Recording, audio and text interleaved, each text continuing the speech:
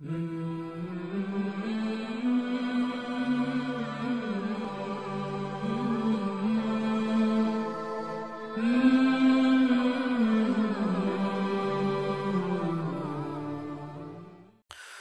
sekalian, supaya lebih dalam kita memahami. Karena kan ini kita bicara berarti mengabdi kepada Allah ya. Allah tidak nampak dengan mata kita. Tetapi banyak sekali bukti kalau Allah sebagai pencipta. Supaya lebih jelas dulu, kita datangkan Tuhan-Tuhan selain Allah. Fir'aun yang sampai sekarang muminya masih ada di museum di kota Kairo. Saya pun pernah bawa jemaah travel kami untuk datang ke sana dan melihat ya mumi itu, karena Allah kekalkan dalam Al-Quran. Hari ini kami selamatkan jasadmu hai Fir'aun agar menjadi tanda-tanda kebesaran kami bagi seluruh manusia. Bagaimana dia membangkang 10 tahun Nabi Musa dakwahi, ajak beriman kepada Allah, tidak mau. Fir'aun ini teman-teman sekalian fisiknya sempurna. Tampan, tinggi, kekar, kaya raya, raja, keturunannya banyak ya. Di awal Nabi Musa bergabung di istananya memang belum ada anaknya, tapi setelah itu punya keturunan banyak dia. Dan pasukannya itu pada masa itu belum bisa ada yang mengalahkan. Karena itu Fir'aun ngaku sebagai Tuhan, saya Tuhan. Jadi tidak ngaku ada Tuhan Allah, dia ngaku dia Tuhan. Dialah Tuhan. Karena semua yang dia pikir kekayaannya banyak, kerajaannya luas, semua orang tunduk sama dia. Uniknya masyarakat Mesir waktu itu mengiyakan ketuhanan dia. Tapi Fir'aun subhanallah manusia, makhluk seperti kita. Dari bayi, semua manusia sama, lemah, tidak tahu apa-apa, mulai beranjak ke anak-anak, diajar oleh orang tuanya, orang tua pun tidak bisa dipilih. Saya nggak mau ibu itu, saya nggak mau ayah itu, tetap lahir ini ibu, ini ayah, mau nggak mau. Sebagaimana fungsi anggota tubuh tadi semuanya harus sama gitu kan. Sudah begitu nggak bisa dialihkan gitu. Nggak bisa misalnya kita makan melalui kuping ya, atau kita mendengar dari mata, itu nggak bisa. Maka Fir'aun ya mengaku sebagai Tuhan, tapi unik ini. Tuhannya sama dengan manusia lainnya. Makan juga kalau lapar, tidur juga kalau ngantuk, sama. Sama, buang air besar, buang air kecil, sama. Dari bayi sampai tua gitu. Karena dia mengaku sebagai Tuhan, Allah mengutus kepadanya Nabi Musa alaihissalam. Nabi Musa mendakwai, hai Fir'aun, dari mana kau bisa mengaku Tuhan? Kau ini manusia biasa sama dengan kita. Gak ada bedanya. Kebetulan Allah kasih kamu kerajaan ini. Jangan sampai disalahgunakan. Gak mau dengar. Mana buktinya kau adalah utusan Tuhanmu? Baik, ini Allah kasih saya mukjizat. Nabi Musa dikasih tongkat yang berubah jadi ular. Karena waktu itu Fir'aun sangat percaya dengan para penyihir. Dan mereka itu paling sering menggunakan sihir takhayul. Mereka mengubah satu benda, tali misalnya, berubah jadi ular. Untuk menakut-nakuti orang saja. Supaya tunduk semua sama Fir'aun gitu. Maka Allah kasih mirip dengan senjata mereka. Tongkat yang bisa dilempar jadi ular. Tangan Nabi Musa AS dimasukkan ke kantong bajunya, dikeluarkan, keluar cahaya yang terang seperti cahaya matahari. Tetap Fir'aun tidak mau. Enggak, saya enggak percaya, ini sihir. Saya akan datangkan semua penyihir-penyihir terhebat di Mesir dan di Afrika untuk menantang kau. Nabi Musa bilang silahkan. Tapi saya utusan Allah. Ini bukan sihir. Dan saya tidak minta apa-apa dari kamu, hai Fir'aun. Saya enggak minta kerajaan kamu. Saya minta kau beriman sama Allah. Tetap kau jadi raja, silahkan. Tapi ngaku Tuhan enggak mungkin. Apa yang bisa kamu ciptakan? Setetes air saja tidak bisa dia buat. Kalau haus dia harus minum. Tidak bisa dia bertahan. Enggak, saya kan pencipta. Saya enggak usah ada haus. Enggak bisa, harus haus. Dan harus minum. Maka pada saat itu pun Allah subhanahu wa ta'ala, Fir'aun tetap nolak. Dia disuruh datangkan penyihir. Ratusan penyihir datang. Menantang Nabi Musa AS. Dan dalam Al-Quran digambarkan mereka melempar tali-tali. Mereka berubah jadi ular. Allah suruh Nabi Musa AS melempar tongkatnya. Tongkat Nabi Musa berubah jadi ular besar. Lalu memakan ular-ular tersebut. Batal semua sihir itu. Dan semua penyihir Fir'aun sujud. Dan mengatakan kami beriman kepada Allah. Karena mereka tahu ini bukan sihir. Karena sihir itu cuma khayalan saja. Maka Fir'aun marah. Kenapa kalian beriman kepada Musa? Maka saya akan potong kaki dan tangan kalian. Ya. Akhirnya banyak juga penyihir yang sudah beriman dibunuh sama Fir'aun. Akhirnya ringkas cerita, Allah subhanahu wa ta'ala datangkan ujian-ujian yang berat bagi Fir'aun. Supaya dia yakin dia ini bukan Tuhan. Di antaranya Allah ubah air sungai Nil waktu itu menjadi darah. Setiap kali mereka lihat air. Tapi kalau mereka mau minum, karena waktu itu sumber minumnya orang Mesir dari sungai Nil. Kalau mereka ambil pakai gelasnya atau pakai teko atau pakai apalah pada saat itu bendanya, itu berubah jadi darah. Subhanallah, ini hanya terjadi pada Fir'aun dan pengikutnya. Nabi Musa sama pengikutnya tidak. Kalau mereka mau minum air biasa. Itu terjadi pada saat itu. Diskusilah mereka, ini dari mana nih? Apa yang menyebabnya? Kenapa jadi darah? Kita tahu kalau makan, kita masih bisa bertahan 2-3 hari gak makan, oke lah. Kalau minum, gak mungkin. Haus ini gak mungkin. Sehari aja kita sudah kering tenggorokan, gak mungkin. Kita gak mungkin tahan tanpa air. Kalau makan kita masih bisa tahan. Ya. Maka waktu itu mereka bilang sama Fir'aun, wahai Tuhan kami, wahai Raja kami, sungai Nil berubah jadi darah. Kita gak punya solusi lain. Lakukan apa saja. Sudah. Kami sudah lempar tumbal ke sungai Nil. Mereka sudah beli sapi. Mereka sudah lempar anak gadis. Yang jadikan tumbal. Kan waktu itu mereka jadikan tumbal gitu. Anak gadis datangkan dilempar. Satu tempat. Begitu. Macam-macam. Tidak ada perubahan. Maka mereka bilang kami sudah lakukan semua. Tidak ada solusinya. Maka Fir'aun bilang lalu apa saran kalian? Kata para penasehatnya. Yang kita belum lakukan cuma satu. Kita belum minta pada Tuhannya Musa. Yang lain sudah. Kan Musa ngaku punya Tuhan tuh. Ya. Kita belum minta sama Tuhannya Musa. Kalau yang lain sudah kita lakukan. Sudah tidak ada lagi. Udah habis idenya. Ini gak bisa bertahan lama-lama. Air mati kalau gak minum. Maka Fir'aun bilang kalau gitu coba panggil Musa. Kalau Tuhannya Musa bisa mengganti sungai Nil yang darah ini menjadi air. Kita beriman. Dipanggil lah. Pada saat itu. Dipanggil pada saat itu. Nabi Musa alaihissalam datang. Pada saat datang. Ya, kemudian tiba-tiba saja Fir'aun bilang. Wahai Musa. Kamu kan tahu. Sungai Nil sekarang berubah jadi darah. Ya. Kalau Tuhanmu bisa membuat ya, supaya sungai Nil ini dari darah berubah menjadi air lagi. Kami bisa minum, kami akan beriman kepada Tuhanmu, hai Musa. Nabi Musa bilang di depan mereka, apa kau benar, hai Fir'aun? Dia bilang tentu saja.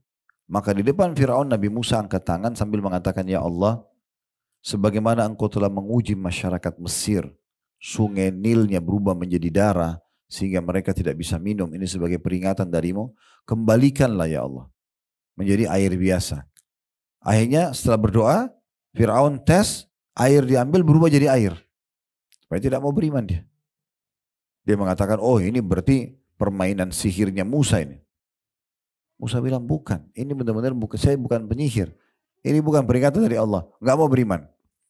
Allah datangkan sesuatu yang lain.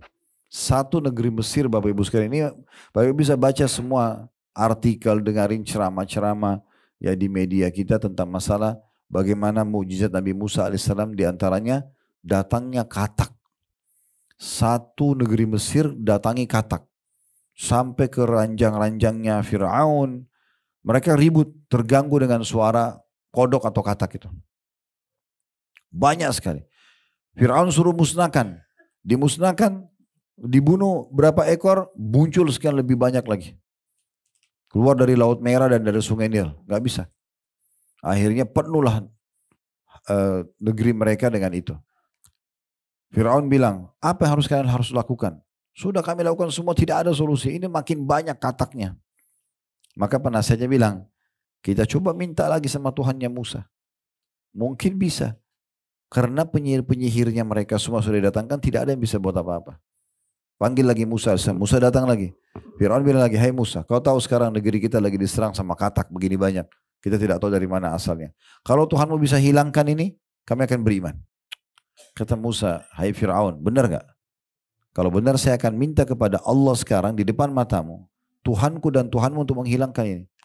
Dan aku cuma ajak kau beriman kepadanya. Setelah itu, tetap kau dengan kerajaanmu, tetap dengan kerajaanmu. Tidak ada yang ganggu kerajaan kamu ini. Cuma beriman kepada, jangan aku Tuhan.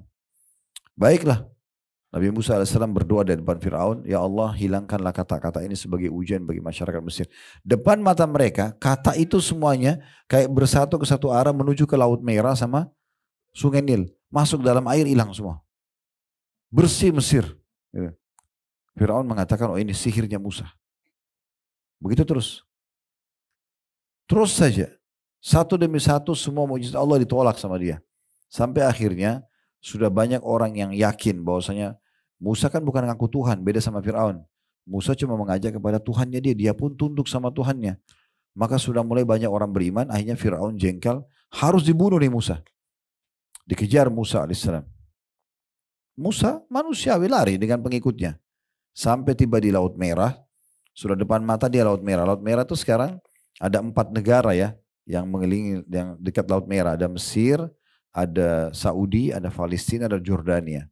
Jadi kalau kita ke negeri ini, ada satu titik, saya pernah datang ke situ bawa jemaah, kami datang ke titik Laut Merah itu dan kelihatan sekali kalau kita itu lihat 4 negara itu hadap-hadapan gitu. Ya di situ pas tiba di sana, Nabi Musa alaihissalam sudah sampai di pojok, di pinggir laut, depannya lautan yang sangat dalam, di belakangnya Fir'aun. Allah memang buat sampai Fir'aun bisa melihat Musa dan pengikutnya. Dalam Al-Quran digambarkan Fir'aun mengatakan innahum lasyirzimatun qalilun. Mereka ini kecil banget jumlahnya gitu loh. Kita bantai aja nih. Ini Fir'aun Musa yang ganggu-ganggu ketuhanan saya ya gitu. Maka ada satu pengikut Nabi Musa mengatakan innalamudrakun. Kita sudah dijangkau. Sebagian ulama menjelaskan makna sudah dijangkau. Fir'aun dan pasukannya sudah bisa melempar tombak mereka untuk membunuh. Sangat dekat sekali. Maka Nabi Musa mengatakan dalam Al-Quran, ini Bapak Ibu bisa baca dari semua ayat Al-Quran yang menceritakan tentang Nabi Musa. Nabi yang paling banyak Allah ceritakan dalam Al-Quran, Nabi Musa alaihissalam. Dan kisah Fir'aun ini terulang-ulang gitu, supaya jadi pelajaran. Maka pada saat itu Nabi Musa mengatakan, Kalla inna ma'i rabbi sayahdin. Nggak mungkin, Tuhanku akan berikan petunjuk. Di saat itu Jibril datang menyampaikan, hai Musa, tugasmu hanya ayunkan tongkat yang berubah jadi ular yang mengalahkan para penyihir, pukulkan ke pinggiran Laut Merah, itu saja. Nabi Musa pun waktu itu tidak tahu apa yang akan terjadi. Cuma perintah dia ikut. Maka diangkat tongkat tersebut dan waktu diangkat, Fir'aun tahu tongkat ini. Kalau ini yang berubah jadi ular dan menghancurkan penyihirnya dia gitu.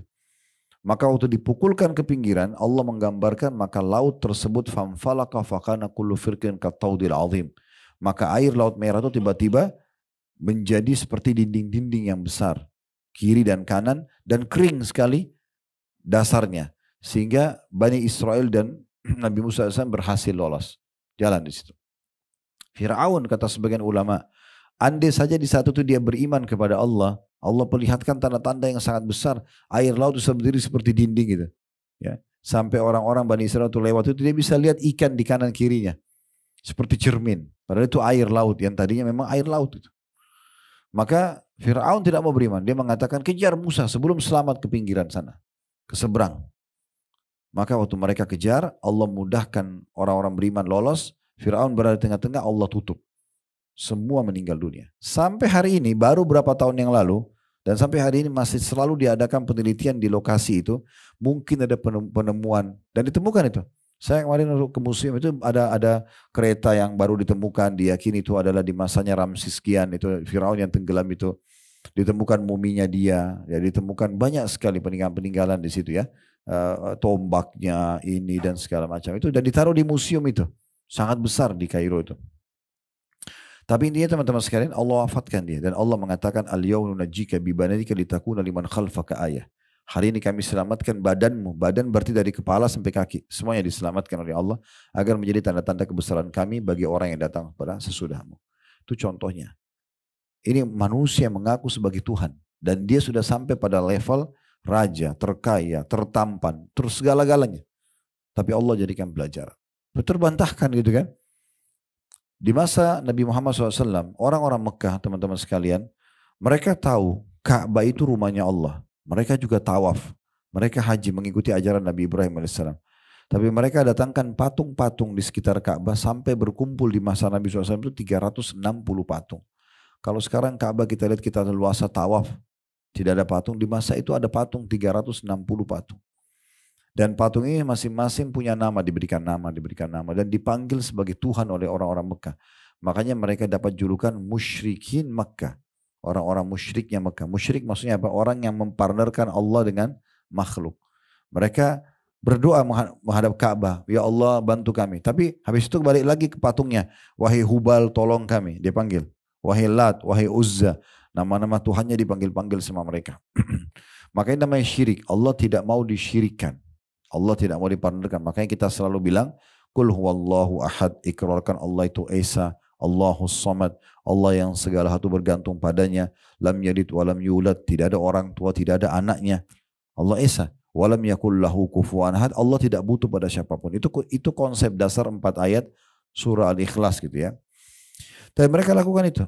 Nabi SAW datang mengingatkan mereka tidak mau dengar. Nah sudahlah, kenapa semua sembah kepada Allah? Nah ini cuma perantara aja kok. Padahal patung itu uniknya, Bapak Ibu sekalian, mereka yang pahat, mereka yang bentuk matanya, mereka yang kasih warna, mereka yang pikul ke tempat yang mereka mau itu. Dan kalau rusak mereka yang perbaiki, lalu mereka panggil Tuhan. Nah itu. Makanya dikenal dengan masa jahiliyah. Gitu. Jadi kalau di masa sekarang ada juga orang begitu, dia dalam sholat, iyyaka na'budu wa iyyaka nasta'in, hanya kepadamu kami menyembah dan hanya kepadamu kami minta tolong. Kemudian habis sholat pergi minta pada kuburan di sebelah masjidnya, maka ini sama juga minta pada benda mati, kan gitu. Nah seperti itulah kurang lebih. Dan ini juga terbantahkan akhirnya. Nabi SAW menghancurkan patung-patung itu di pembebasan kota Mekah dengan tongkat beliau sendiri. Dan patung terbesar mereka namanya Hubal. Itu Hubal saking tingginya Bapak Ibu sekalian, digambarkan kalau mau lihat ke arah mukanya kita harus menongak ke atas. Saking tingginya. Dan itu diikat dengan rantai. Ya, mereka takut Tuhan mereka dicuri orang gitu. Ya. Akhirnya Nabi SAW dari atas unta beliau dengan tongkatnya dicolok matanya Hubal itu. Sambil beliau membaca wa qul ja'al haqq wa zahaqal batil innal batila kana zahuqa. Katakan hai Muhammad, telah datang kebenaran dan kebatilan pasti akan kalah dan pasti kebatilan akan sirna. Maka jatuh Hubal dan akhirnya pecah patung-patung itu. Habis semuanya. Dibersihkan oleh Nabi SAW. Semenjak itu Makkah bersih dari patung-patung tersebut. Jadi memang untuk kembali kepada satu Tuhan Allah Subhanahu wa Ta'ala. Nah seperti itu kurang lebih. Itu tentang pembuktian kalau Allah itu ada. Dan kita bisa melihat fenomena pergantian siang malam, ya, hujan yang turun, populasi manusia, semuanya berjalan. Dan populasi manusia sekarang Bapak Ibu sekalian 7,5 miliar kurang lebih jumlahnya. 6 miliarnya itu agama profetis, orang yang yakin ada Tuhan Allah. Lebih banyak orang yang beriman kalau Allah itu ada, gitu kan? Begitu juga dengan apa yang Allah syariatkan. Allah suruh kita sholat, Allah suruh kita puasa. Semua ini mendatangkan maslahat-maslahat bagi manusia. Kalau ada seorang yang mau masuk Islam datang ke kantor kami, seringkali saya setelah mereka syahadat, saya pandukan Bapak Ibu yang baru syahadat ini fokus saja kedua landasan Islam. 5 rukun Islam dan 6 rukun iman. Rukun Islam setelah syahadat ini berarti tinggal fokus ke 4-nya. Ngerjain sholat. Ada rupanya sebagian orang Bapak Ibu sekalian tidak mau masuk Islam karena dia bilang orang Islam sholatnya banyak banget itu. Sehari 5 kali. Itu alasannya. Ada juga pernah alasan begitu. Lalu saya jelaskan. Sebelum itu tentu yang masuk Islam ini bukan karena dia mengatakan sholat banyak. Tapi saya jelaskan hampir semua yang masuk Islam saya jelaskan itu. Kalau yang di tangan kami. Lalu saya jelaskan, saya bilang kalau seandainya Anda ini bekerja di satu perusahaan dan satu hari dipanggil oleh owner atau pemilik perusahaan ke ruangannya 5 kali untuk ditanya saja, mau apa saya bantu, kamu mau apa saya bantu, ada kesalahan apa kau buat saya maafkan. Kira-kira seperti apa perasaan staf itu? Oh pasti senang Ustaz. Oke, senang, bagaimana tidak senang? Sehari 5 kali dipanggil dan mau dipenuhi kebutuhannya apa saja minta dikasih. Kesalahan apapun dimaafkan. Nah itu hakikat sholat itu sendiri. Sholat itu cuma absensi. Subuh ke duhur kita mungkin aktivitas, makan, bekerja segala macam. Ada mungkin kesalahan, kita tinggal melapor di duhur dimaafkan. Karena antara sholat dengan sholat kata Nabi SAW pembersihan dosa di antara keduanya. Begitu juga kita kalau ada hajat, mungkin butuh makanan, butuh minuman, butuh pakaian, butuh pekerjaan, minta kepada Allah Subhanahu wa ta'ala langsung. Berdoa. Di antara azan dan iqamah biasa dengar ya, ada waktu mustajab ya, waktu diterima. 2 menit, 3 menit, 5 menit tinggal minta. Ya Allah tolong. Tidak ada melalui sekretaris, tidak ada melalui apa-apa. Tinggal kita sendiri. Alhamdulillah wassalatu wassalamu ala rasulillah. Puji Allah sedikit. Alhamdulillah. Baca salawat kepada Nabi SAW. Sampaikan hajat. Ya Allah sembuhin penyakit saya. Kemudian urusan saya dan segala macam. Selesai. Clear. Sehari 5 kali. Jadi sholat itu maslahatnya buat si hamba itu. Bukan buat Allah Subhanahu Wa Taala. Supaya dia bisa bergantung dan minta kepada Tuhannya. Allah ingin kita manja, minta, merengek, gitu kan. Dalam doa, ya, menyampaikan hajat kepada Allah Bapak Ibu sekalian, berdoa dalam kondisi minta dipertahankan nikmat yang sedang ada, itu lebih afdal dibandingkan kita lagi ada masalah minta solusinya. Jadi misalnya kita lagi sehat nih, pekerjaan lagi ada. Lalu kita berdoa, ya Allah berkahi, ya Allah tambahkan. Itu lebih baik, lebih besar pahalanya dibandingkan nanti sakit, ya Allah sembuhin. Gitu. Jadi lebih afdal itu. Berarti tidak ada alasan untuk tidak minta. Dan kata Nabi SAW dalam hadis riwayat Tirmidzi, man lam yadu'ullah yaghdab alaih. Sampai tidak minta, tidak merengek, tidak manja sama Allah, Allah murka padanya. Sampai seorang penyair Arab mengatakan, jangan kau minta sama manusia. Karena kalau kau minta sama manusia, maka dia akan marah. Kita minta sekali, diizinkan. Oke, 2 kali, 3 kali, 10 kali. Orang akan bilang, ini orang kenapa minta-minta terus kan gitu. Tapi mintalah kepada Allah, yang kalau kau tidak minta dia marah. Kita tidak berdoa malah Allah marah kepada kita. Dan kata Nabi SAW, minta segala sesuatunya kepada Tuhan kalian Allah, sampai kepada hal yang terkecil pun. Di antaranya tali sendal kalian yang putus. Minta kepada Allah. Dibatkan Allah SWT dalam segala kehidupan kita. Nah itu hakikatnya ibadah. Makanya Umar bin Khattab pernah jalan, tali sendalnya putus. Dia angkat tangan ke langit, ya Allah gantiin tali sendal saya. Tinggal pertanyaannya, bagaimana saya tahu kalau doa saya diijabah? Sekarang misalnya saya sakit, ya Allah sembuhin saya. Apakah Allah lemparin obat dari langit? Enggak. Mungkin maaf yang belum menikah, oh mudahin jodoh saya. Apakah Allah lemparin manusia? Enggak. Ya Allah, dia tidak ada duit. Ya Allah mudahin rezeki buat saya. Allah lemparin duit dari langit? Enggak. Allah sudah buat satu sistem, Bapak Ibu sekalian, namanya diistilahkan dengan sunnatullah. Sistem yang Allah buat gitu ya.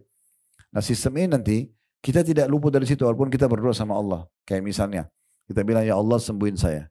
Allah nggak lemparin obat, tapi Allah buat kita dengan akal sehat kita, hati nurani kita. Kita jadi berpikir dengan ilmu pengetahuan yang tersebar di kalangan manusia. Oh kita berobatnya ke dokter, kan gitu. Ya udah, kita ngobrol sama seorang teman atau kerabat. Saya sakit kepala, saya sakit ini, sakit itu, misalnya sakit gigi. Terus dikatakan, oh setahu saya ada dokter yang bagus di sana. Terus kita ke sana, konsul cocok, resep cocok. Apakah dokter sama ini yang sembuhin? Enggak.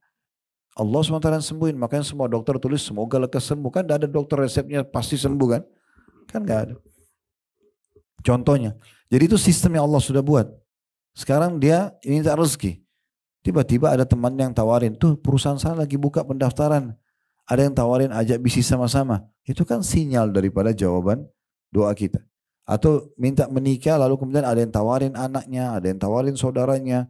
Kemudian dia pun cocok, dia menikah, akhirnya dia melangkah. Nah seperti itulah gambaran daripada hasil doa kita. Gitu ya. Baik Bapak Ibu sekalian, itu contoh saja di dalam ibadahnya. Begitu juga itu sholat tadi. Begitu juga dengan zakat. Harta yang dikeluarkan setahun sekali dari orang kaya kepada orang miskin. Setahun sekali. Zakat fungsinya mensucikan pendapatan kita. Karena misalnya kayak di klinik ini, mungkin kami juga ada restoran di Condet. Kita kan tidak mungkin nanya orang kalau datang, ini uang kamu halal dah yang kamu pakai bayar. Kan gak mungkin, capek benar kalau setiap pasien datang kita tanyain begitu kan. Terus gimana caranya kalau ada yang datang, maaf ini ya, ini contoh saya. Ada yang datang, uang dari pelacuran, uang dari pencurian.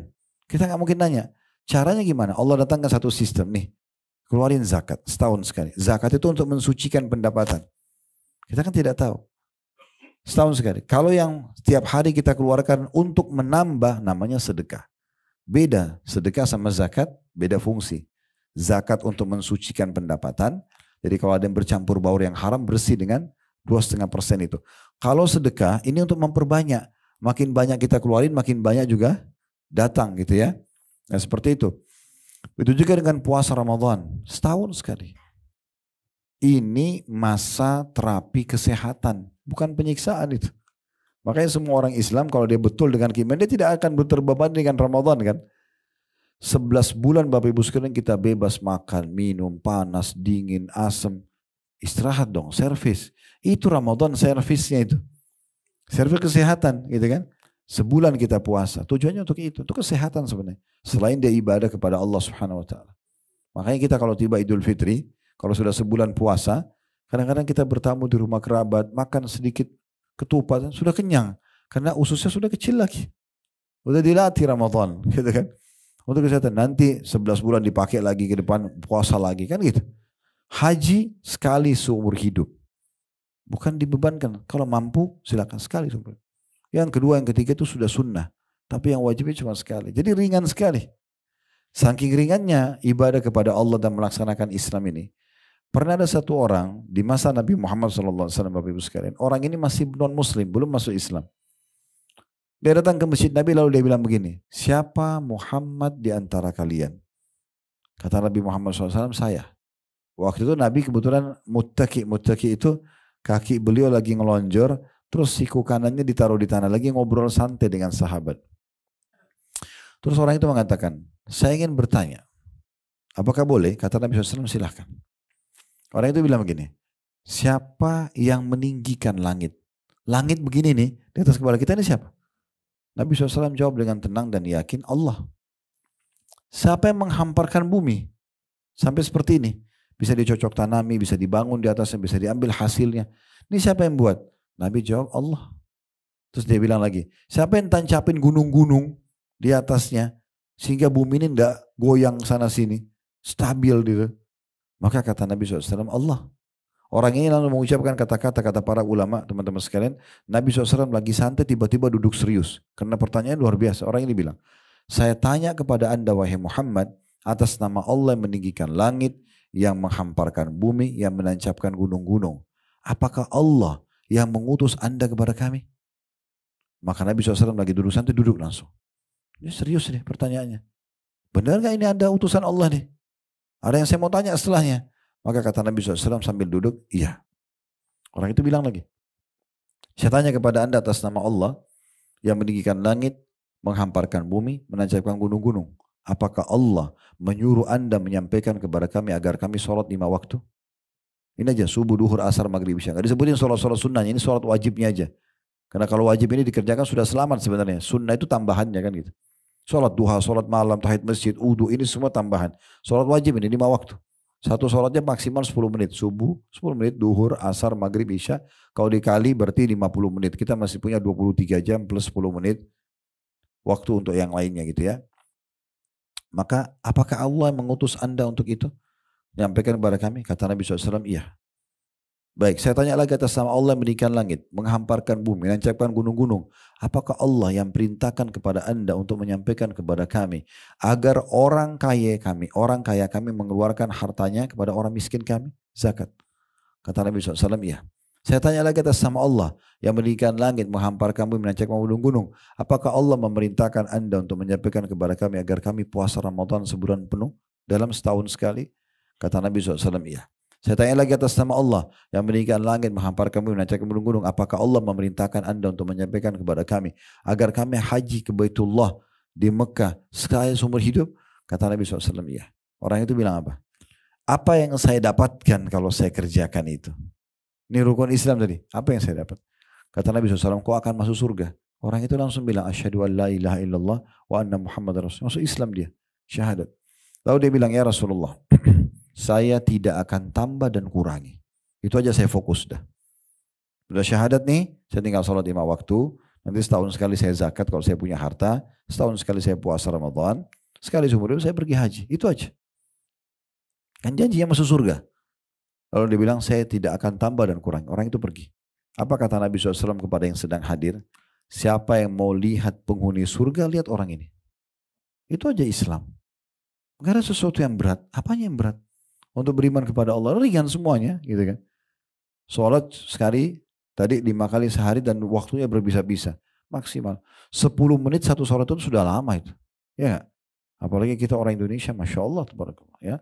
Sholatnya kalau ada perlombaan-lomba cepat sholat, bisa juara kita. Allah berlong.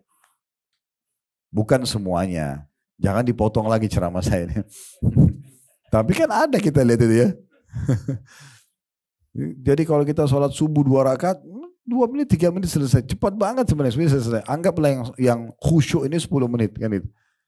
Subuh 10 menit, duhur 10 menit, asar, maghrib, isya 50 menit. Dari 24 jam berarti kita masih punya 23 jam plus 10 menit. Apa kata Nabi SAW? Awal amal dihisap hari kiamat sholat. Kalau sholatnya lolos, aman, maka semua akan baik. Terbantukan. Dalam riwayat lain, beruntunglah orang itu. Kalau sholatnya buruk, maka rugilah dia. Riwayat lain akan mengganggu amal yang lain. Satu-satunya perintah Allah Subhanahu Wa Taala kepada Nabi Muhammad SAW yang dalam bentuk syariat ya, yang diterima di langit itu hanya sholat. Harus terjadi perjalanan Isra, surah nomor 17 dalam Al-Quran, surah Isra, perjalanan dari Masjidil Haram ke Masjid Aqsa. Beliau bertemu dengan ruhnya para nabi-nabi. Sampai sekarang masih dikenang di Masjid Aqsa, di bawah sebelah sisi kanan itu ada besi, diyakini dulu bekas diikat buraknya dan segala macam gitu ya. Itu keyakinan orang, tapi Nabi SAW bilang memang saya mengikat burak di tempat para nabi-nabi yang mengikat tunggangannya.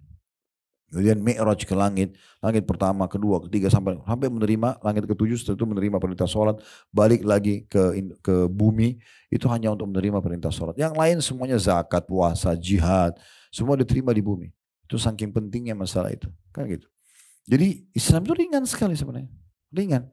Dan kita kalau menjalani agama dengan baik dan beribadah ini kita jadi tahu ya, bahkan terkontrol. Makanan mana yang boleh, mana yang tidak boleh. Pakaian mana yang boleh, mana yang tidak boleh. Pergaulan mana boleh, mana yang tidak boleh. Pendapatan mana yang boleh, mana yang tidak. Terpandu.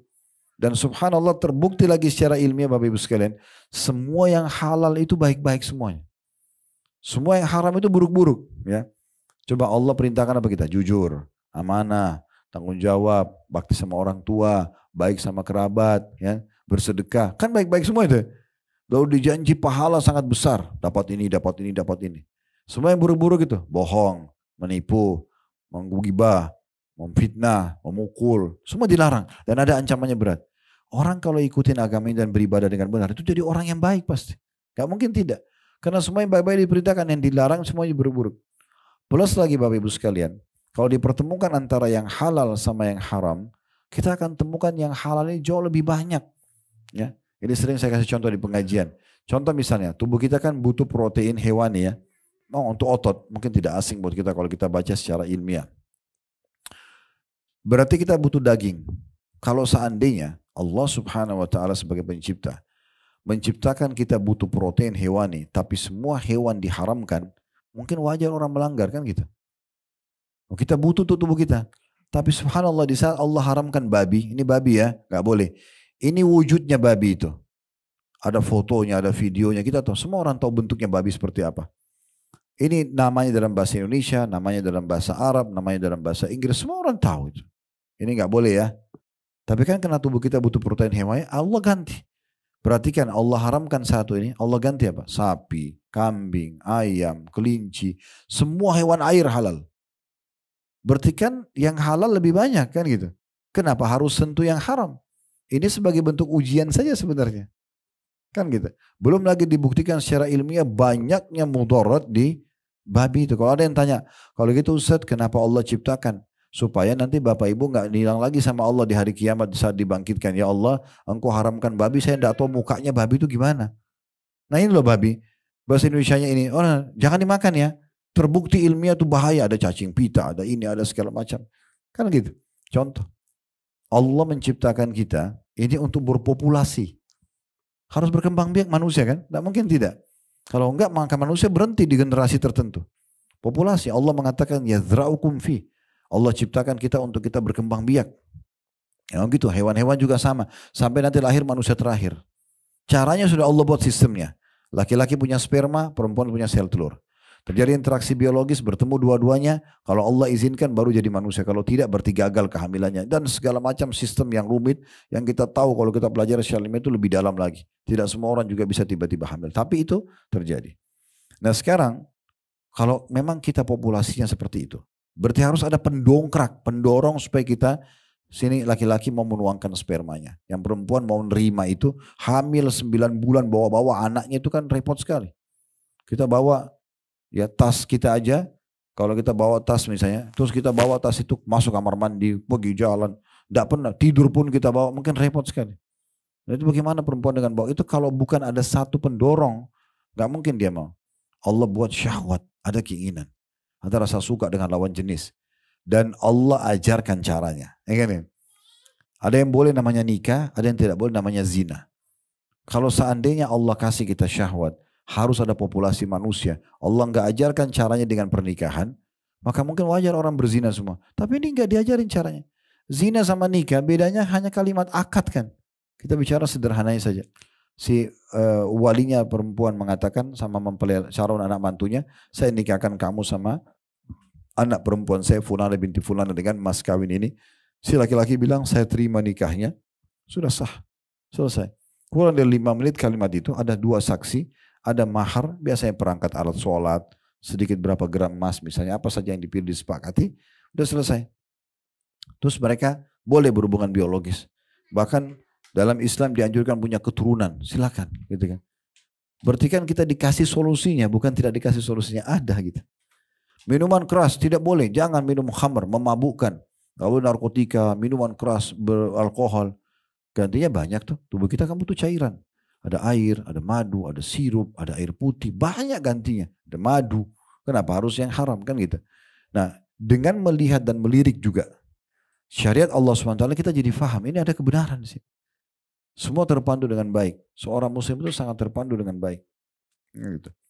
Sampai saya dapat informasi di beberapa supermarket di Jepang, ada muslim-muslim di sana ya, mengadakan survei, itu ada orang-orang Jepang, orang Jepang penyembah matahari.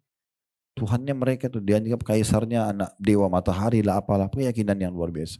Saya pernah diundang oleh KBRI kita di sana Ramadan beberapa tahun yang lalu, saya 10 hari, hampir setiap hari kita ceramah gitu kan, sampai menjelang 10 hari di Tokyo. Saya tidak ke kota lain waktu itu. Tapi setiap kali mau pergi ke KBRI, itu selalu lewat oleh drivernya diceritakan. Saya tanya ada patung-patung di pinggir jalan. Saya tanya di sini keyakinannya orang apa? Sembah matahari Ustaz. Terus bagaimana cara mereka sembah? Itu pas lewat di lampu merah, sebelah kanan di jalan raya protokol besar kayak kita mungkin di Tamrin. Ini itu ada satu kotak gitu di semen dan itu sudah berlumut gitu ya. Itu ada patung-patung itu, patung-patung mereka anggap itu perantara mereka untuk sembah dewa-dewa itu. Subhanallah gitu kan. Jadi ada-ada saja yang mereka lakukan gitu ya. Tetapi yang perlu kita titik beratkan Bapak Ibu sekalian, ternyata Allah Subhanahu wa taala memberikan panduan kepada manusia secara fitrah dan alami. Orang tahu sebenarnya kalau itu tidak benar, itu tidak baik gitu. Tapi ya ada saja orang yang kerjakan karena disesatkan oleh manusia. Harusnya dihindari gitu ya. Tapi ada saja orang yang seperti itu. Nah begitu juga teman-teman sekalian dengan contoh-contoh yang lain cukup banyak. Yang sebenarnya kalau kita kembali kepada syariat Allah Subhanahu Wa Taala, kita tahu kita terpandu dengan baik. Ya. Nah di Jepang ini tadi saya kembali, rupanya ada beberapa muslim mengadakan survei di supermarket. Khusus makanan kaleng yang ada label halal. Itu orang-orang penyembah matahari pun beli itu. Sampai ditanya, kenapa Anda beli makanan yang ada label halalnya? Jawabannya mereka alami sekali. Ya karena ini lebih terjamin higienisnya. Karena dia cari tahu kenapa ada label halal. Oh karena ada komposisi yang tidak dibolehkan. Kalau yang berbahaya bagi kesehatan manusia itu ditolak oleh umat Islam. Jadi mereka ambil kesimpulan, beli aja itu kalau gitu. Itu terjadi. Seperti itu. Ya. Jadi sebenarnya mereka juga lari ke agama dan agama ini memandu kita kepada hal yang benar. Syariat Allah SWT itu kepada yang benar. Jadi nggak ada yang perlu dikhawatirkan. Kan gitu. Itu contoh-contohnya. Dan cukup banyak tentunya yang berhubungan dengan masalah ini ya. Banyak sekali contoh-contoh yang berhubungan dengan masalah ini. Dan banyak sekali orang kalau kita lihat yang mu'allaf yang masuk Islam. Kita kalau dengarin masuk Islamnya mereka itu unik-unik gitu ya. Unik-unik sekali. Ya, mungkin kita karena sudah terlanjur lahir dalam keadaan Islam misalnya, kita tidak terlalu berpikir ke situ. Tapi subhanallah banyak orang yang menyampaikan kisah-kisah uniknya yang akhirnya mereka tersentuh secara spiritual. Dan cukup banyak tokoh-tokoh dunia seperti itu. Nah cukup banyak ini kita kalau kita tarik ke dalam realita kehidupan kita dalam sehari-hari gitu. Nah Ibnu Taimiyah memaknakan ibadah itu, Bapak Ibu sekalian, yang merupakan tujuan kita diciptakan.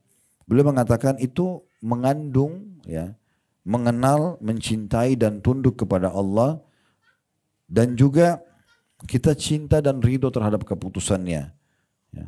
Titik sentral yang paling urgen dalam masalah ibadah ada dalam hati manusia berupa keimanan dan selalu saja berusaha untuk mengenal syariat Allah sehingga menerapkan dalam kehidupan dan juga bertaubat bila punya kesalahan.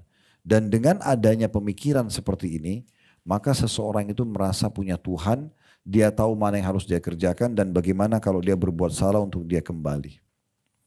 Ada satu filosof Arab, dia menggambarkan pada saat dia mau meninggal bingungnya dia karena tidak tahu Tuhan. Gitu kan. Rupanya selama dia hidup Bapak Ibu sekalian dia menyusun ratusan bahkan ribuan bait-bait syair, isinya itu menolak ada Tuhan. Mana Tuhan? Tidak kelihatan. Coba kalau kalian yakin ada Tuhan, kalian pertemukan dengan saya dan seterusnya. Seperti perkataan banyaknya orang-orang ateis gitu. Ringkas cerita, pada saat dia mau meninggal dunia, di sekitar ranjang dia ada orang murid-muridnya. Lalu dia mengucapkan syair-syair kurang lebih 20 bait syair saja. Membantah semua ribuan syair dia yang lalu-lalu. Dia sendiri yang bilang gitu. Di antara potongnya dia mengatakan, jitu wala adri min aina jitu.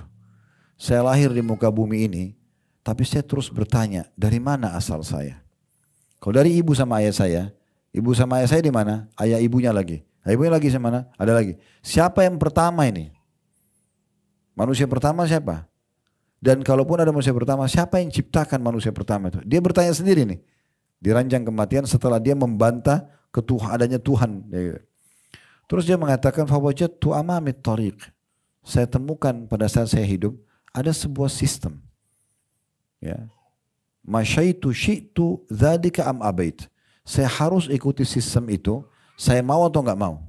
Tadi saya kasih contoh kan, kalau makan melalui mulut, melihat melalui mata, telinga mendengar, ada sistem. Saya mau enggak mau harus ikutin itu. Ya. Ngantuk tidur, enggak bisa makan. Lapar harus makan, enggak bisa tidur. Harus itu sistem kan gitu. Dia bilang mau enggak mau. Lalu dia mengatakan, kalau saya berbuat baik, kira-kira siapa yang menilai perbuatan saya baik? Dan apa balasannya? Siapa yang akan membalas? Kayak jujur, kayak amanah. Kalau saya berbuat buruk, siapa yang menilai itu buruk dan siapa yang akan menghukum saya? Lalu dia mengatakan, lastu adri. Saya benar-benar bingung, Lalu dia mengatakan, apakah hidup saya masih panjang atau pendek? Kalau saya mati, apa setelah kematian ini? Ada apa setelah kematian itu? Apakah ada kehidupan lagi di sana? Saya tidak tahu.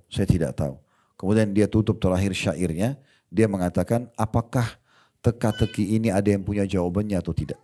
Lalu dia meninggal dalam kondisi tidak tahu apa tujuan hidupnya, kenapa dia ada dan segala macam. Meninggal, dia bantah sendiri syair-syairnya dia. Kita sudah dipandu untuk itu.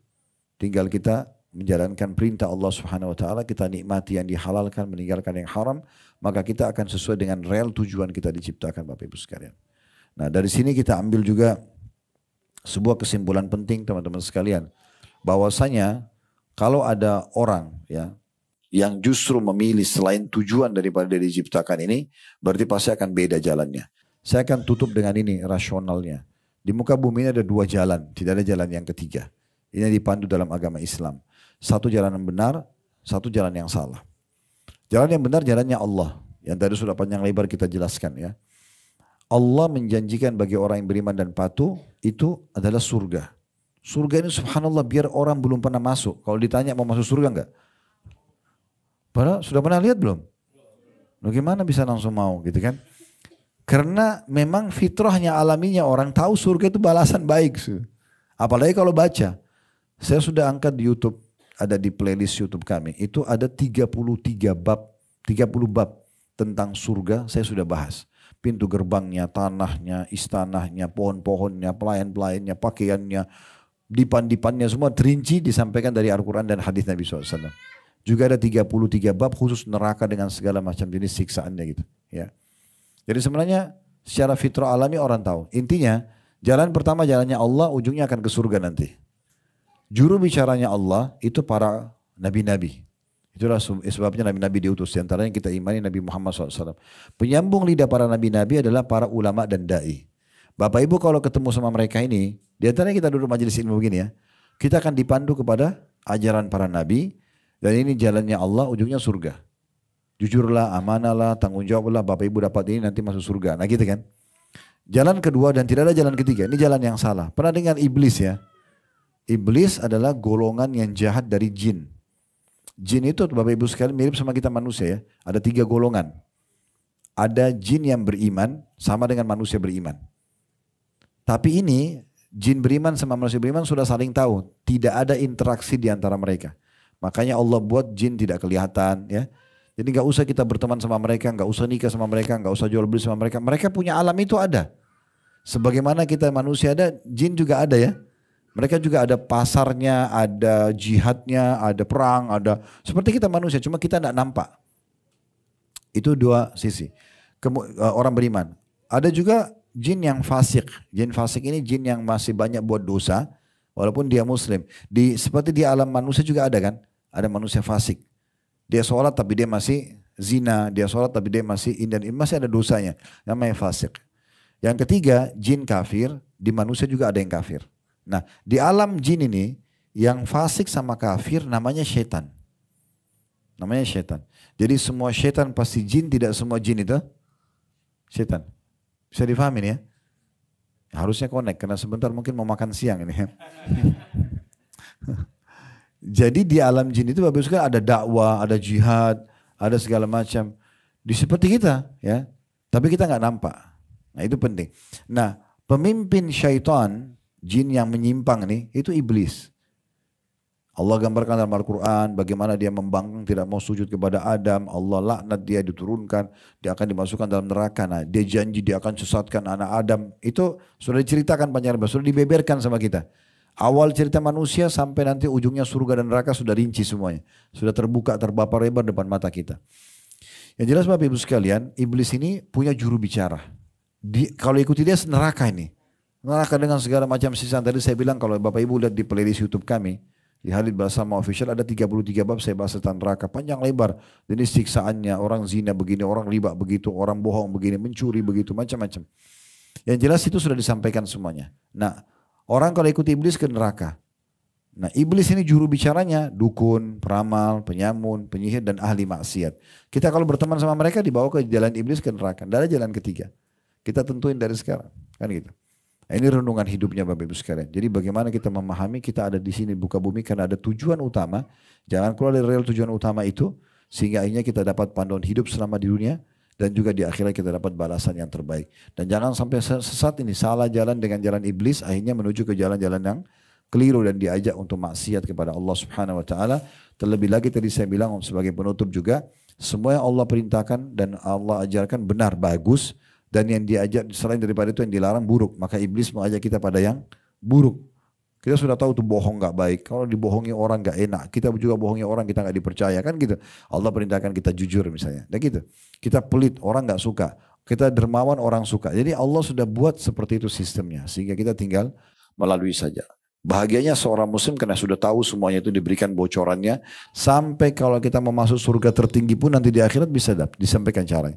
Selama masih hidup masih bisa mendapatkan itu.